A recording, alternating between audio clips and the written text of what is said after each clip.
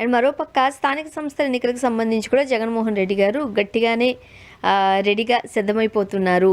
చంద్రబాబు నాయుడు గారు కుట్రలకి సంబంధించి ఎదుర్కొంటూ ధీటుగా ముందుకు వెళ్ళాలంటూ కూడా మొత్తం అందరి క్యాడర్ని అంతటిని కూడా సమాయత్తం చేస్తున్నారు. ఏం చెప్తారు? జగన్మోహన్ రెడ్డి గారు ఈరోజు ఇన్ని రోజులు చంద్రబాబు నాయుడు సినిమాలు చూపిస్తే ఈ రోజు పార్టీ లీడర్లకు సినిమాలు చూపించాడు. జగన్ ఇప్పుడు చంద్రబాబు నాయుడు చూపిస్తుంటాడు. ఇప్పుడు సినిమా సొంత పార్టీ నాయకులు చూపించాడు ఆయన.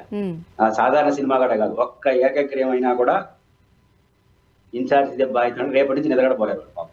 ఎందుకంటే నియోజకవర్గ ఇన్ఛార్జీలుగా ఉన్న వాళ్ళకి ఇప్పుడు పెద్ద టాస్క్.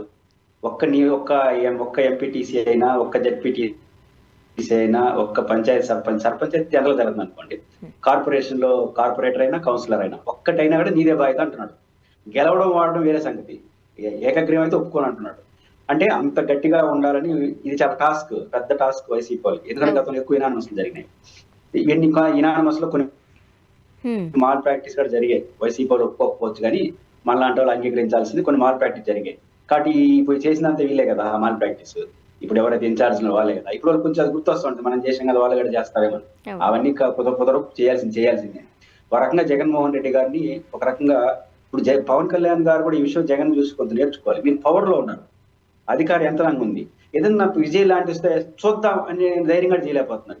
జగన్ చూడండి, ఓడిపోయిన పార్టీకి నాయకుడు జగన్మోహన్ రెడ్డి రోజు అంతే కదా, భారీ ఓటమి, మామూలు ఓటమి కూడా కాదు. పైపెచ్చు గడిచిన ఎన్నికల్లో ఏకగ్రీవాలు జరిగాయి, కొన్ని తప్పులు కూడా జరిగాయి వైసీపీ నుంచి. అయినా ఆ తప్పులు చేసిన వాళ్ళున్నా, ఓడిపోయి ఉన్నా, ఇంకా 3 ఏళ్ళు పవర్ లేకపోయినా ఒక్కటి ఒప్పుకోని చెప్పి టాస్క్ ఇస్తున్నాడు నియోజకవర్గ ఇన్ఛార్జికి. కనీసం ఇబ్బంది పెడతారని భయం కూడా లేదు. ఒకవేళ ఎవరో అన్నారట కొంచెం ఇబ్బందిగా ఉంటుందంటే కొంత అట్లాంటి వాళ్ళు కొంచెం రెస్ట్ తీసుకోండి, ఏరేవని పెడతాను అన్నట. అంటే జగన్ గారి గట్స్ చూడండి. అంటే నువ్వు చేయకపోతే ఎవరో పెట్టుకుంటాను అంటున్నాడు. అది కదా పాలిటిక్స్ లో ఉండాల్సింది. అప్పుడు భయం వస్తుంది కింద వాళ్ళకి పైన వాళ్ళకి. నేను చేయలేనంటే అయ్యో అని కాలు పట్టుకునే సమాచారం చాలా మంది రాజకీయ నాయకులు చేస్తారు. నువ్వు చేయాలబ్బా, నీకు తోడుగా ఉంటాను, మళ్ళీ ఎమ్మెల్యే ఇస్తాను, మంత్రి ఇస్తాను, కొంచెం చూడు అన్నాడు. మనం చూసాం ఓడిపోయిన పార్టీలో. ఇన్ రివర్స్ లో నువ్వు ఏరో అని పెట్టుకుంటాను అంటున్నాడు. అంటే ఆ గట్స్ ఏంటి? కొంచెం నష్టం కూడా వస్తుంది కొన్ని సందర్భాల్లో. ఆ గట్సే ఆయన హీరోలు చేసినాయి. పవన్ కళ్యాణ్ గారు చూసి నేర్చుకోవాలి. మనం కూడా గట్స్ ఉంటే తప్ప లీడర్ కాలేము. ఓడిపోయిన అంత గట్స్ ప్రకటిస్తా ఉంటే 21 సీట్లు పెట్టుకొని, అండర్ ప్రాక్టీస్ స్ట్రైక్ రేట్ పెట్టుకొని, ఇమేజ్ పెట్టుకొని, అది నాకు కష్టం, ఇది నాకు కష్టం అని మాట్లాడితే ఎట్లా సాధ్యం అవుతుంది? జగన్ గారు మాత్రం ఈ రోజు పార్టీ నాయకులందరికీ చాలా పెద్ద టాస్క్ ఇచ్చాడు. రెండో వైపు ఇంటింటికి పోయి 2 ఏళ్ళు పూర్తయిన సందర్భంగా చంద్రబాబు గారు ఇంకా మహానాడులు ఇస్తాడో చూడాలి. 2 ఏళ్ళు మన విజయాలు తీసుకెళ్లి ఇంటింటికి తీసుకెళ్ళమంటాడో తెలియదు కానీ ఆయన అపజయాలు మాత్రం ఇంటింటికి తీసుకోమని జగన్ గారు చెప్తున్నారు. చాలా విచిత్రంగా ఉంటుంది పరిస్థితి. అందువల్ల ఒక రకంగా పార్టీ లీడర్లకి పెద్ద సినిమానే చూపించాడు. వారు ఏ విధంగా కింద ప్రదర్శిస్తారో చూడాలి. అండ్ ఇంకొకటి సార్, నిన్న మనం చూసాం సుగాలి ప్రీతి గారి మదర్ జగన్మోహన్ రెడ్డి గారిని కలవడం. ఎందుకంటే ఎప్పుడైతే ఇన్సిడెంట్ జరిగిందో 5 ఎకరాల భూమి ఇచ్చారు, 5 సెంట్ల ఇంటి స్థలం ఇచ్చారు, ఒక గవర్నమెంట్ ఉద్యోగం ఇచ్చారు, కానీ కూతురికి న్యాయం జరగలేదు అనేది ఆ తల్లి ఆవేదన. అప్పట్లో పవన్ కళ్యాణ్ గారు స్టాండ్ తీసుకున్నారు, ఆమెకు న్యాయం చేసే బాధ్యత నాది అన్నారు. ఇప్పుడు కూటమిలో అధికారంలో ఉన్న తర్వాత వేరే రకంగా మాట్లాడుతున్నారు. సో ఏం చెప్తారు? నిజానికి సుగాలి ప్రీతి వాళ్ళకి సంబంధించి చట్టబద్ధంగా కొన్ని వెసులుబాట్లు వాళ్ళకు ఉంటాయి. ఇట్లాంటి సంఘటనలు జరిగినప్పుడు వాళ్ళకి ల్యాండ్స్ కానీ, ఫైనాన్షియల్ కానీ, ఉద్యోగం కానివ్వండి, లీగల్ గానే వస్తాయి. అవన్నీ కూడా వైఎస్ఆర్ కాంగ్రెస్ పార్టీ అధికారంలో చేశారు. ఇక్కడ పాయింట్ ఏంటంటే వాళ్ళకి చేసిన సాయం పాయింట్ కాదు, వారికి జరగరాని అన్యాయం జరిగింది వాళ్ళ కుటుంబానికి. వాళ్ళ తల్లి వేదన కానీ, వాళ్ళ కుటుంబ వేదన కానీ, ఎవరైతే ఈ ఘాతుకానికి పాల్పడ్డారో వాళ్ళ శిక్ష గురి కావాలి.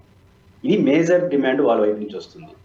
దీన్ని వైఎస్ఆర్ కాంగ్రెస్ పార్టీ అధికారం ఉన్నప్పుడు పవన్ కళ్యాణ్ గారు ఒక విధానపరమైన అంశంగా తీసుకొని ఛాలెంజ్ గా తీసుకొని నిలబడ్డారు. నిజంగా ఆ కుటుంబానికి నిలబడ్డాడు. ఆ రోజు డిమాండ్ ఏంటి? ఒక సీరియస్ విచారణ జరిపి దోషుల సంగతి తేల్చాలి, మేము వస్తే తేల్స్తా ఉన్నారు. ఇప్పుడు మీరు అధికారంలోకి వచ్చినారు, ఆ ప్రయత్నం ఏంటి అంటున్నా.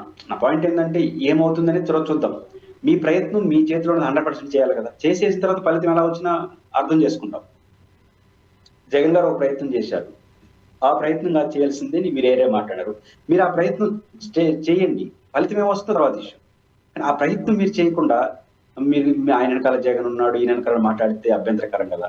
కాబట్టి చివరకు మీ దగ్గర ఉండాల్సిన ఆమె ఈ రోజు అధికారం ఉండాల్సి మళ్ళీ తిరిగి జగన్ గారి దగ్గరికి వెళ్ళాల్సిన పరిస్థితికి వచ్చింది. కాబట్టి మీరు ఆ మాట నిలబెట్టుకోకపోలే కదా. నా పాయింట్ ఏంటంటే తేల్చడం అనే దానికన్నా ఆ ప్రయత్నం మీరు చేయాలి.